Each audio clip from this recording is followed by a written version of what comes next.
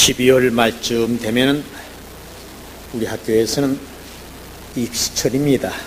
이제 신학교와 또 대학을 졸업하고 목사가 되겠다고 오는 분들이 많이 이제 면접을 하게 됩니다. 그럴 때 왜 목사가 되려고 하느냐 꼭 묻습니다.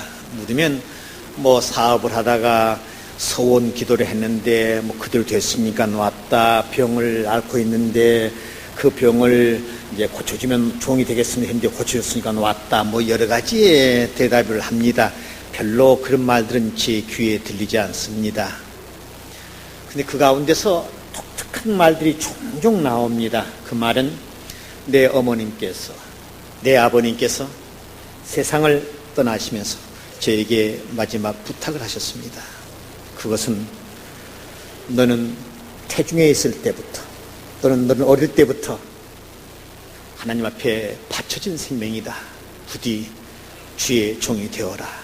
이 마지막 부탁이 끝내 내 가슴을 움직여서 제가 도저히 참을 수가 없어서 왔습니다는 대답을 듣습니다. 인간 사회에서 부모님이 이 땅을 떠나면서 주신 마지막 부탁에 대해서는 모두가 다 심각하게 평생 동안 그 마음에 품고 있다는 하나의 증거이기도 합니다.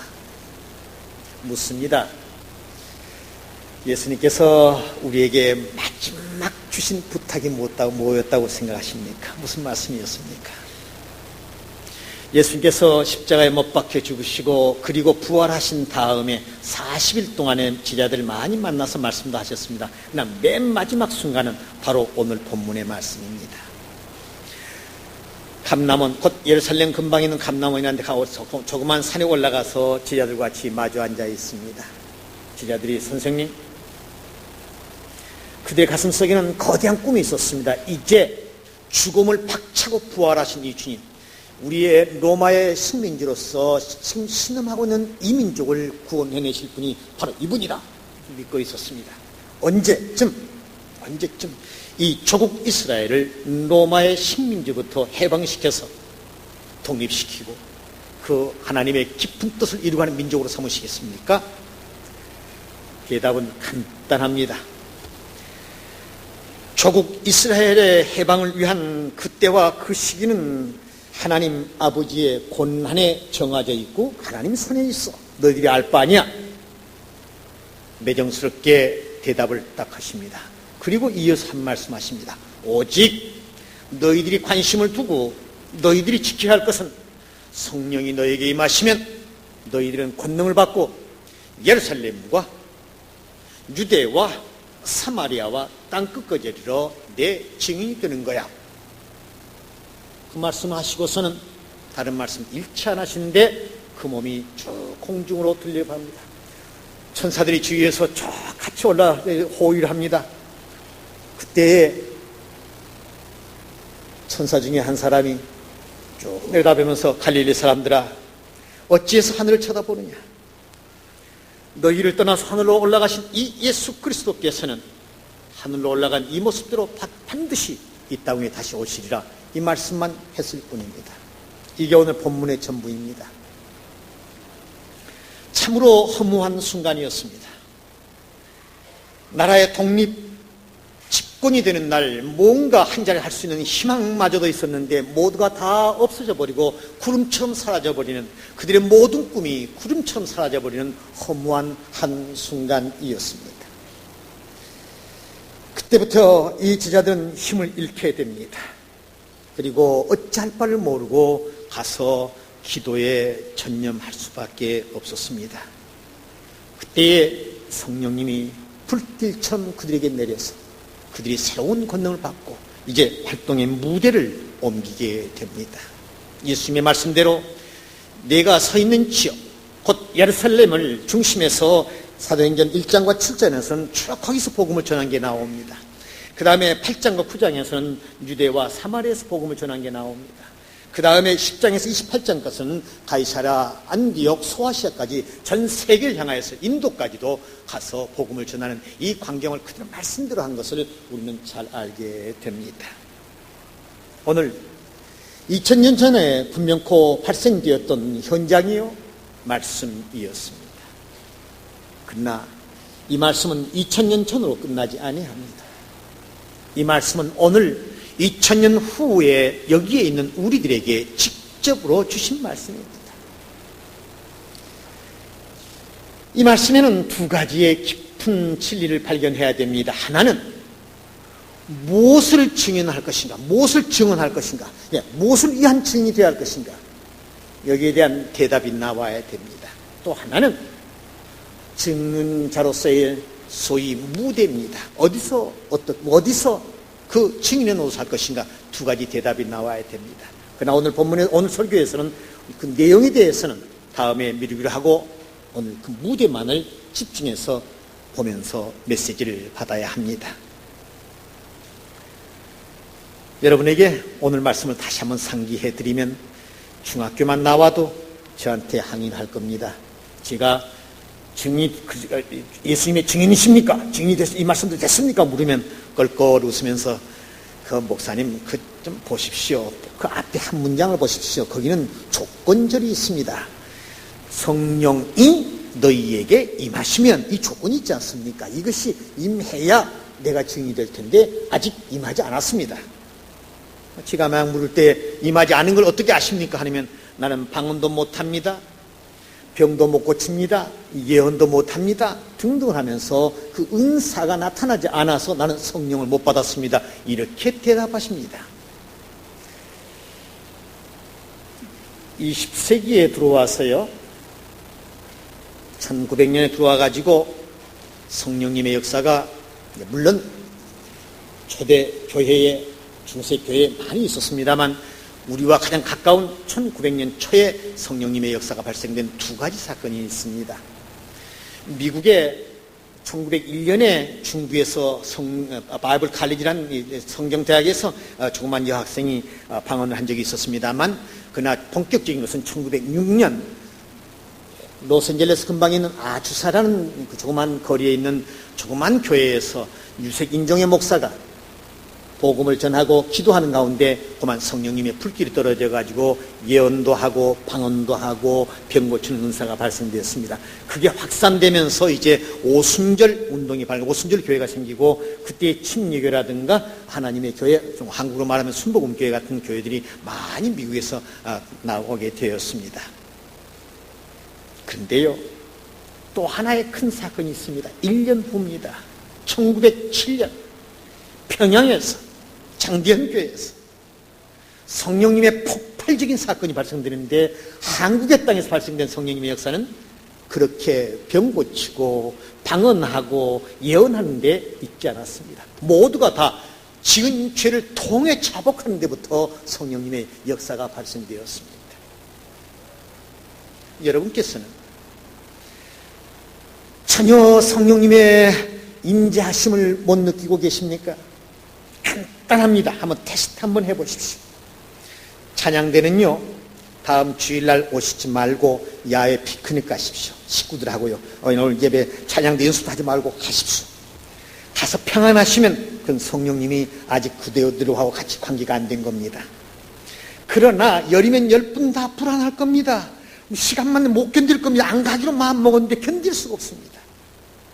여러분 다음 주일에 오시지 말고 시원한 에어컨 있는 좋은 데 가서 놀고 오십시오. 예배 시간이 되어 보십시오. 불안해서 견디질 못합니다. 안절부절합니다. 가만히 늦게야 성경 찬송 가지고 와서 늦게 와가지고 예배를 딱 마친 다음에 잘 왔다, 감사합니다 하고 돌아갑니다. 묻습니다. 왜 여러분은 내 육체를, 내 마음을 여러분 마음대로 못하십니까? 대답해 보십시오. 왜 못하십니까? 쉬고 싶은 내 육체가 평안히 쉬지를 못하고 왜 이렇게 안절부절하고 죄의식에 잡혀 있으면서 그렇게 노력하십니까? 왜 그러십니까? 간단한 대답입니다. 간단한 대답입니다. 성령님의 손에 붙잡혀 있기 때문입니다.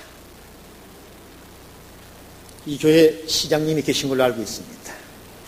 그 시장 보고 말이죠, 장관을 시킨다면서 오늘 일부 예배 참석했습니까? 장관 임명장을 떡 대통령이 주면서요, 조건이 있어. 장관을 하는 동안은 예수 믿는 걸 그만두시오. 그러면 그 집사님이 이걸 임명장 받을 것 같습니까? 받지 않을 겁니다. 왜 못 받습니까? 왜 명예와 권세를 육신이 그렇게 좋아하는 걸 왜 예수님과는 바꿀 수가 없습니까? 모두가 다 성령님의 손에 붙잡혀 있기 때문입니다. 나의 생각도, 나의 욕심도, 나의 삶의 목표도 모두가 성령님이 원하시는 가운데 이미 매여있기 때문입니다. 다시 말하면 우리는 세례를 받겠다고 나온 것이 내 의지와 내 판단으로 여기 온 것이 아닙니다. 성령님께서 그 손만 붙잡고 끌고 와서 그로 하여금 세례받게 만들고 예수 그리스도를 나의 구원의 주님으로 영접하고 고백하게 했습니다. 최고의 성령님의 임재입니다. 이 설교자도 방언 못합니다. 병 고치는 은사가 없습니다. 예언도 못합니다. 그러나 그렇다고 해서 저는 성령님의 손에 붙잡힌 도구가 아니다. 천만의 말씀입니다. 나는 그분의 도구로서 말씀 전하고 가르치는데 내 평생을 던진 데 대해서 나는 후회가 없습니다. 왜냐하면 그분의 손에 붙잡혔기 때문입니다. 보십시오. 하나님의 말씀입니다.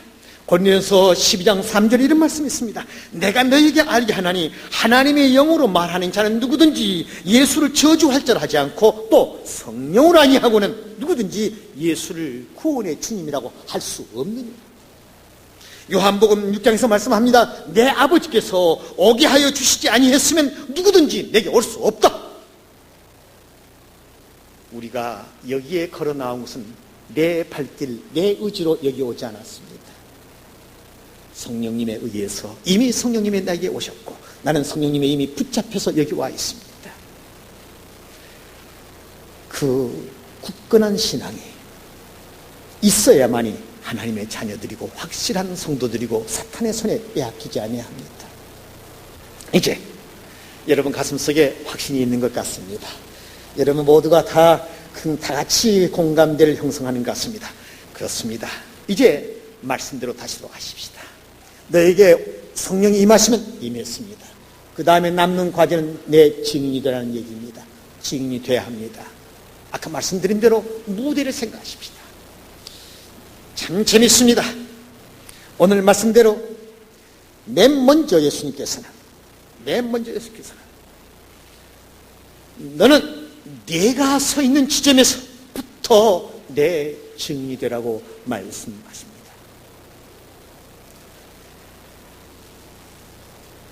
예루살렘, 맨 먼저의 무대는 예루살렘입니다.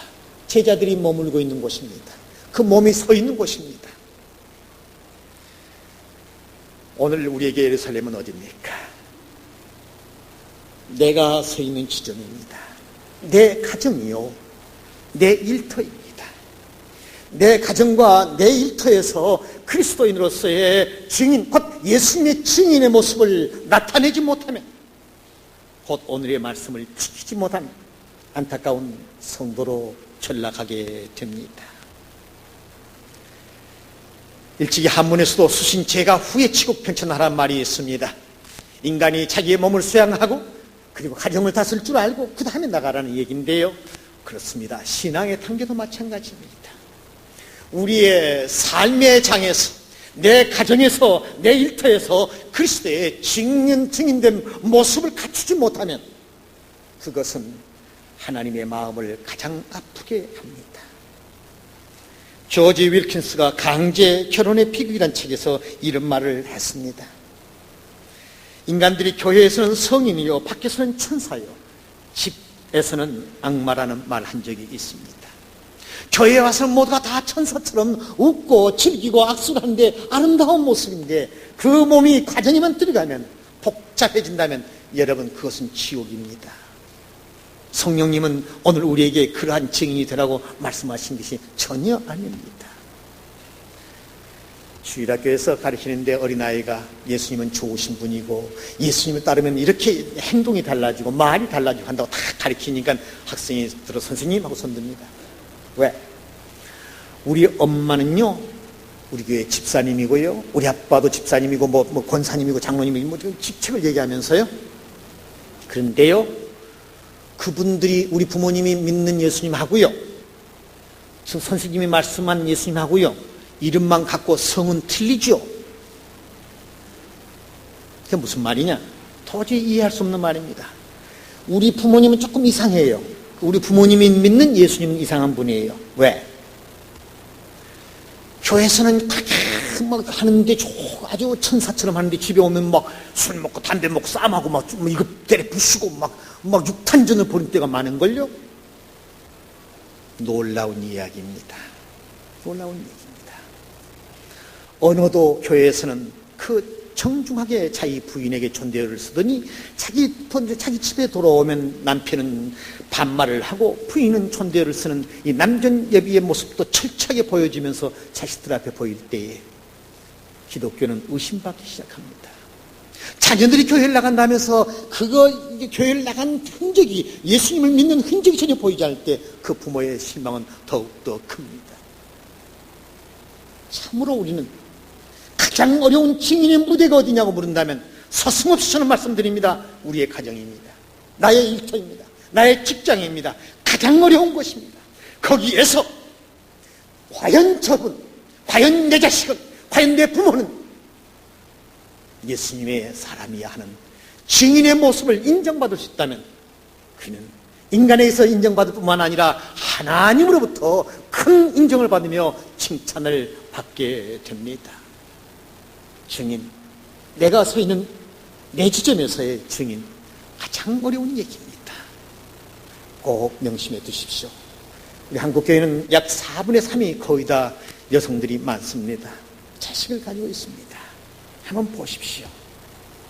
어린 것들이 잠자기 전에 항상 기도해 주니까 엄마 빨리 기도해 줘, 나 잘래, 졸려. 그때 어머니의 대답이 만약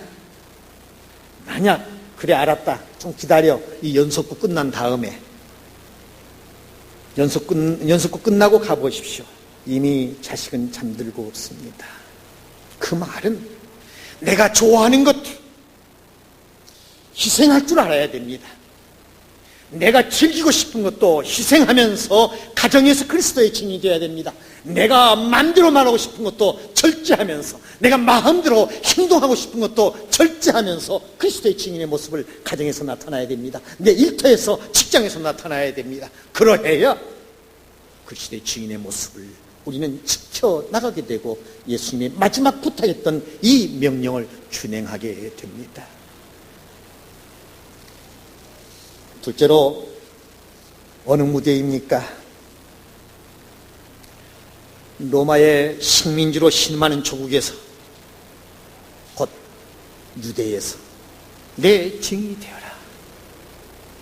예루살렘과 끝났습니다. 유대라는 것은 그 나라를 말하고 있습니다. 그 나라에서, 너의 조국에서 내 증인이 되라는 명령입니다. 유대는 예수님의 조국이었습니다. 이 조국을 사랑하는 예수님의 뜨거운 마음은 8.15 주일 설교 때 한 번 더 다시 한번 경청하도록 하십시다. 우리 얼마만큼 이 조국을 위해서 기도하고 있습니까? 우리의 민족, 우리의 나라를 위해서 기도하고 있습니까? 정권이 바뀔 때마다 반드시 개혁이라는 말은 나오기 마련입니다. 개혁이라는 말이 나올 때마다 반드시 감옥에 사람들이 많이 갑니다. 그것도 호관들이 많이 갑니다. 호관들이 간 다음에요, 분석을 해보았습니다. 이게 무슨 소리입니까? 기독교인들이 말입니다. 10명 중에 5명 반, 5명 이상이 차지하고 있답니다. 5명, 10명 중에 5명 이상이 기독교인들이랍니다. 이것이 이 민족 속에서 우리 한국 기독교인들의 모습이라면 얼마나 비참합니까? 얼마나 비참합니까? 지금 예수님께서는 우리에게 증인이 되는 모습을 강요하고 있습니다. 그 증인이 되는 모습은 우리가 그리스도의 이름을 위하여서, 그 하나님의 빛을 위해서, 그 하나님의 영광을 위해서 우리가 이 땅 위에서 진정으로 내 몸을 태우는 하나의 촛대가 되어야 할 것이고, 촛불이 되어야 할 것이고, 소금이 되어야 합니다. 적은 희생에도 감수하면서 하나님의 명령을 따르는 증인이 되어야 합니다. 이 민족 속의 그리스도인들로서의 증인의 모습이 만약 사라진다면 우리는 부끄러운 사람들이 됩니다. 참 이상한 것을 많이 봅니다. 저는 늘 모임 때마다 가서 이야기를 합니다. 네 사람 중에 한 사람은 그리스도인이라고 통계가 나오고 있습니다. 그러면 보십시오. 식당에 가가지고 말입니다. 밥을 먹을 때에, 점심을 먹을 때 사람들이 많이 먹는데 그 중에 네 사람 중에 한 사람은 반드시 기독교인은 되지 않겠습니까? 그 말은 네 사람 중에 하나는 이렇게 하든지 아니면 감사의 기도를 하든지 해야 할 텐데 보이질 않습니다. 10명 보는데 하나도 안 보입니다. 나는 한때 착각을 했습니다. 아하, 이건 안 믿는 사람들만이 오는 식당인 줄 알았습니다. 식당을 아무리 바꿔가면서 가보아도 보이질 않습니다. 이상한 건 하나 봤습니다. 안경을 쓰는 사람은 그때 안경을 벗고 눈을 비비고, 안경을 안 쓰는 사람도 눈을 부비면서 잠깐 한 2, 3초 지난 걸 보았습니다. 이제 알고 보니까 그게 바로 기도하는 모습인가 봅니다. 왜 한국의 그리스도인들은 믿지 않은 사람들 앞에 가면 믿지 않은 얼굴을 해야 되고, 믿는 사람 앞에 가면 믿는 얼굴을 하는, 왜 두 얼굴을 가지고 살아야 됩니까? 왜 우리는 신자와 불신자의 얼굴을 갖추고 여기는 이 얼굴을 저기는 저 얼굴을 내면서 그렇게 적당하게 편하게 살아가고 있습니까? 왜 주일날 하나님의 말씀인 성경과 하나님 앞에 부를 찬송을 곁에 끼고 떳떳하게 길거리를 행보하는 것을 왜 부끄럽게 생각하십니까? 왜 이것을 안 보일 듯 그저 깊은 백에 놓고 그저 시장에 갔다 오는 것처럼 나타나야 됩니까? 왜 자랑스럽게 나는 한국교회에서 예수를 믿는 사람이라고서 왜 말을 못합니까? 왜 보이지를 못합니까? 우리 한국교회 그리스도인들이 깊이 반성해야 할 문제입니다. 지금도 우리 주님께서는 너의 조국 유대에서 내 증인이라고 말씀하십니다. 내 증인이라고 말씀하십니다. 셋째로 우리 주님은 증인이 되어야 할 무대를 사마리아에서 내 증인이 되라고 말씀하십니다. 사마리아는 원래 이 유대 민족입니다. 솔로몬 왕의 아들 르호보암 때 갈라지지요. 두 지파는 아들 르호보암이 가지고 존속을 하고, 그리고 10지파는 여로보암이 데리고 사마리아로 가가지고 하나님을 단절시켜버리고, 그리고 우상을 섬기는 나라로 탈선하고 살다가 주전 700년에 완벽하게 아수리에 망해버립니다.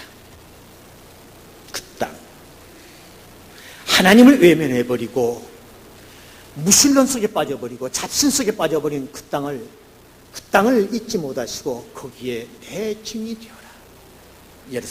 사마리아 그건 곧 우리의 동족이다. 같은 핏줄이다.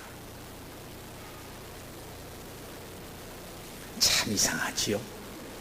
이 사마리아에 대한 현재적 이해와 해석을 할 수 있는 나라는 아마 우리나라밖에 없습니다. 바로 이북입니다.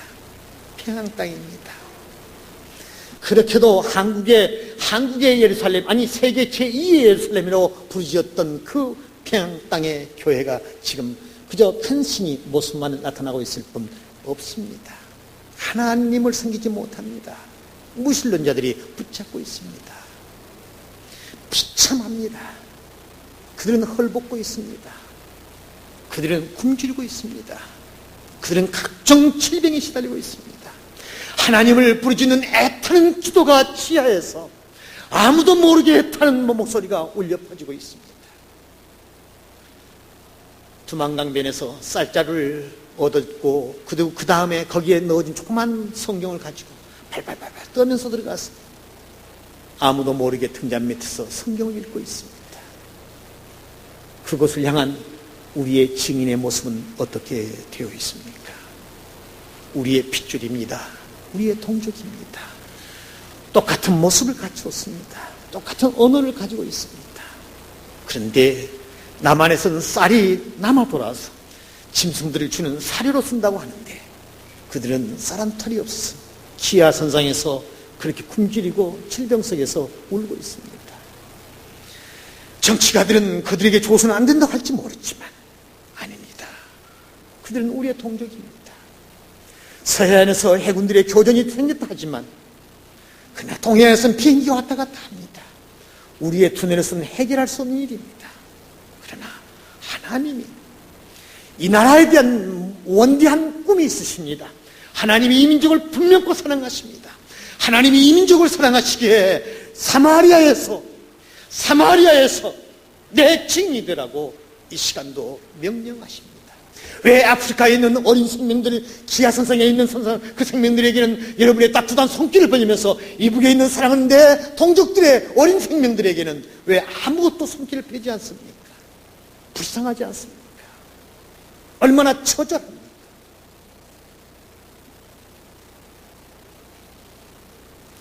그렇습니다. 사마리아는 세계에서 가장 실존적으로 우리에게만이 존재하고 있습니다. 그 사마리아 땅을, 그 사마리아에 사는 우리의 민족을 위해서 진정 기도하십니까? 얼마만큼 뜨겁게, 얼마만큼 많이, 얼마만큼 애절하게 하나님 앞에 붙들리면서 오 하나님 이 민족의 통일을 이루어 주십시오. 저 사마리아 땅에 사는 우리의 동족이 저렇게 아파하고 있습니다. 얼마만큼 울부짖었습니까? 하나님의 마음을 움직일 때가 왔습니다. 지금도 우리 주님은 변함없이 사마리아에서 내 증인이 되라고 말씀하십니다. 끝으로 우리 예수님께서는 땅 끝까지 이르러 내 증인이 되라고 명령하셨습니다. 본문에 나온 땅 끝에 대한 해석이 여러 가지입니다. 이태리아 반도의 맨 끝을 가리킨다는 건 주석가들도 얘기 나오고 합니다만 근본적인 뜻은 전 세계 속에 온 누리의 복음을 전하라는 주님의 말씀입니다. 거기에서 내 증인이 되라는 말씀입니다. 여러분께서는 교회 역사를 보시면 참 재미있습니다. 보십시오. 교회의 최초의 촛대가 불타고 있던 것은 예루살렘이었습니다. 예루살렘에서 그 성령님의 불길이 있으면서 기도의 불길이 하면서 뜨거웠습니다. 이게 안디옥으로 가기도 합니다만 얼마 후에 바로 로마로 옮깁니다. 로마가 세계 교회 중심이 되어서 촛대를 태웠습니다. 긴 세월이 끝난 다음에 바로 교회는 유럽으로 옮깁니다. 영국, 독일, 전 세계로 뻗쳐가는 그들의 세력과 함께 편승하면서 복음이 전파되면서 교회의 중심지였습니다. 지금 유럽에서 교회의 촛대가 타고 있습니까? 아닙니다. 교회는 예배당은 많이 문을 닫았고요.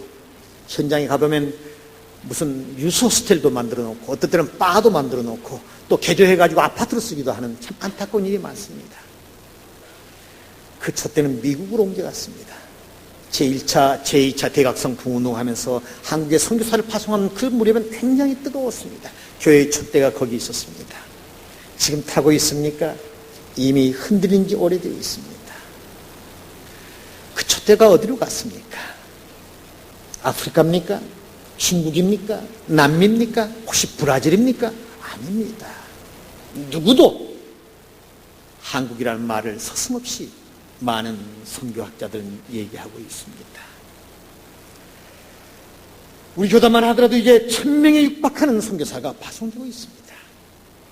많은 선교사들이 전 세계로 복음을 들고 나가는데 뜨겁습니다. 백인이 복음을 들고 나갈 때는 거부감을 갖습니다. 일본 사람들이 가져와도 거부감을 갖고 있습니다. 한국 사람이 가져가면 모두가 다 환영합니다. 특별히 우리의 뜨거운 희생적인 순교적인 선교의 열정은 가히 전 세계 교회사에 기록할 만합니다. 그들은 호화주택도 없습니다. 그러나 복음을 전하겠다는 일념에는 꺼지지 않은 불길을 태우고 있습니다. 사랑하는 제자가 선교사로 가 있습니다.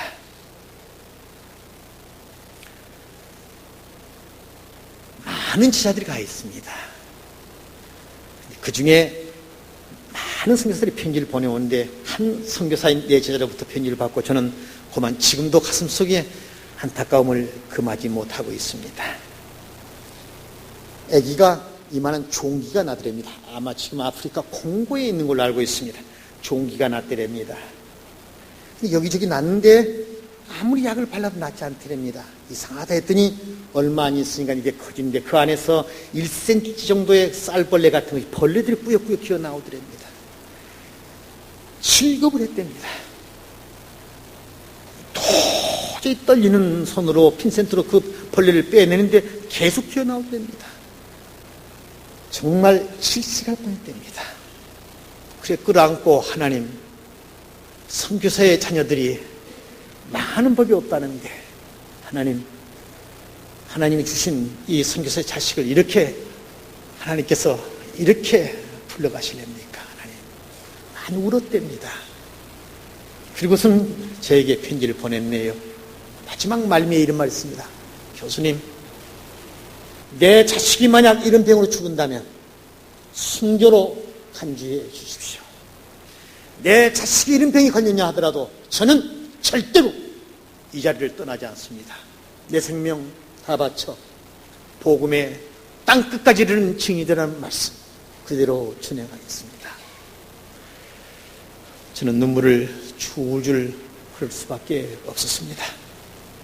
훗날 만나보니까 그곳에 있는 파리 같은 어떤 날짐들이 그 빨래를 해놓으면, 세탁을 해놓으면 거기다가 알을 꼬는데 그걸 볕에 잘 말랐다고 그냥 그대로 입었는데 그것이 또 잘못됐답니다. 그걸 뜨거운 이 다리미질을 해가지고 죽여야 되는데 그대로 입어가지고 그 알들이 그만 피부에 박혀가지고 있다는 얘기 하면서 아기가 낫긴 나았다는 말을 들었습니다. 지금도 그의 목소리는 쟁쟁합니다. 교수님, 순교 중에 선교의 대열에서 땅끝까지 이르러 주님의 증인이 되는 대열에서 이 생명 바칠 수 있다면 가장 값진 것이 아니겠습니까? 부끄러웠습니다. 손목을 붙잡고, 오냐, 네 말이 맞다. 너는 나보다 한 수 위의 신앙생활을 하구나. 부끄럽다. 그리고 함께 기도했습니다. 땅끝까지 이르러 내 증인이 되라. 우리 모두가 다 선교사로 나갈 수는 없습니다. 내가 나가지 못하면 우리는 내 대신 나갈 수 있도록 이 땅끝까지 이르러 증인이 되는 대열에 우리는 동참할 수 있습니다. 나 하나 건강하고 호의호식한데 만족한 그리스도의 증인들은 하나님의 칭찬을 받지 못합니다. 하나님은 오늘의 삶이 아무리 행복하더라도 증인의 사명을 깨닫고 그 사명 속에 나의 정성을 기울이고 나의 동참을 기울이고 나의 땀을 함께 할 때 하나님께서 칭찬해 주십니다. 이 나라 독특한 나라입니다. 그래서 이제는 이 나라를 가리켜서 이상한 나라라 합니다. IMF가 와도 끄떡하지 않고 세계의 테러가 발생될지 모른다는 우려 속에 큰 세계적인 잔치를 해도 끄떡이 없고요. 올림픽을 감히 어떻게 하느냐 염려했지만 끄떡없이 해내고요. 이상한 나라라고 다 평가를 하고 있습니다. 미래학자들은 이 한반도를 달리 해석하고 있습니다. 앞으로 동북아시아가 전 세계 21세기의 경제, 사회, 문화, 정치의 중심지가 된다는 말을 일찍부터 하고 있습니다. 심상치 않은 지역입니다. 우리는 그 가운데 살고 있습니다. 우리와 우리의 자손들은 전 세계 중심지에 살 수 있는, 무엇인가를 해낼 수 있는, 아니 그리스도의 증인으로 감당해야 할 그러한 시점에 와 있습니다. 일찍이 인도의 시성 타고리 말을 했습니다. 그가 1929년 일본 동경에서 한국 유학생들이 3.1 운동에 대한 환담을 나눌 때 깊이 듣고 있다가 다음 같은 시를 읊었습니다. 일찍이 아시아의 황금시대의 등불의 하나였던 코리아, 그 등불 다시 한번 켜지는 날에 너는 동방의 밝은 빛이 되리라. 마음에 두려움 없고 머리를 높이 쳐들린 곳, 무한히 펴져나가는 생각과 행동으로 우리의 마음이 인도되는 곳, 그러한 자유의 전당으로 나의 마음의 조국 코리아여 깨어나소서 하는 말을 했습니다. 한국인임을 자랑스럽게 생각하십시오. 한국의 그리스도인임을 자랑스럽게 생각하십시오. 전 세계 어디를 가봐도 이렇게 우리처럼 주일을 철저히 송수하는 그러한 교회가 없습니다. 주일 낮, 주일 밤 수요 기도회, 금요철 기도회까지 참석하는 교회가 없습니다. 11조를 철저히 바치는 교회가 없습니다. 복음 전도에 이렇게 열심인 교회가 없습니다. 하나님의 말씀을 공부하는 성경 공부가 이렇게 열심인 교회가 없습니다. 오직 한국교회뿐입니다. 우리는 한국교회, 이 열심을 보이는 한국교회의 그리스도인들입니다. 마음속에 명심하십시오. 우리는 성령님의 손에 붙잡혀서 여기까지 와 있습니다. 이제 남은 명령을 마음속에 두십시오. 예루살렘과 사마리아와 유대와 땅끝까지 이르러 내 증인이 되라. 마지막 우리 주님이 남겨주신 부탁입니다. 기도하십시다.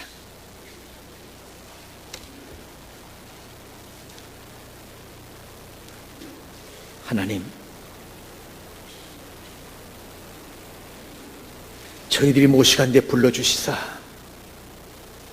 성령님의 손에 붙잡히게 해주시고 성령님의 손에 붙잡힘을 확인한 저희들의 귀를 여시고 마음을 여시고 내 증인이더라는 우리 예수님의 음성을 듣게 하시나이까 감사합니다. 벅찬 감격이 옵니다. 잊을 수 없는 명령이 옵니다. 오 하나님, 불러주셨사오니 원하시는 대로 주님의 증인 노릇을 할 수 있도록 사용해 주시옵소서. 나의 호의호식, 나의 안일만을 취한 그리스도의 증인이 아니오라.